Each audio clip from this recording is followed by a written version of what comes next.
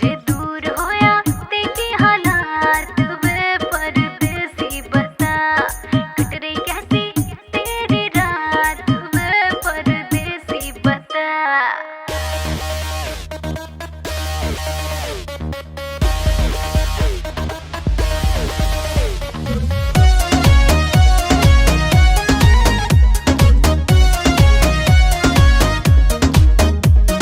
छोड़ गई दिल तोड़ गई, चल कोई नहीं, मैं तड़पा और तू रोई नहीं, चल कोई नहीं।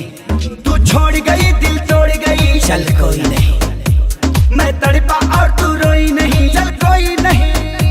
अब तेरे लिए मैं रोऊं सारी रात ना मैं सोऊं, अब तेरे लिए मैं रोऊं सारी रात ना मैं सोऊं, ऐसा रीजन नहीं।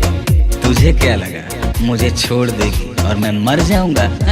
घंटा तू लड़की है कोई ऑक्सीजन नहीं,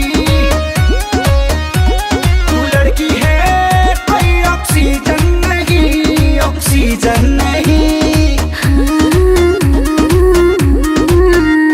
मैं पड़ा था तेरे प्यार में, तुझे मान के बेबी अपना, तुझे डेट किया तेरा वेट किया, देखा तेरा ही सपना, हर पल तेरा मैंने केयर किया, हर बात तेरे से शेयर किया, और तूने बेबी कहीं और अफेयर किया। हाँ जो दिल पे लगा तो डिटॉल, ये गम तेरा कम जाएगा, छोड़ो गुस्सा रखो फीलिंग फेज में, ये प्यार फिर से जम जाएगा।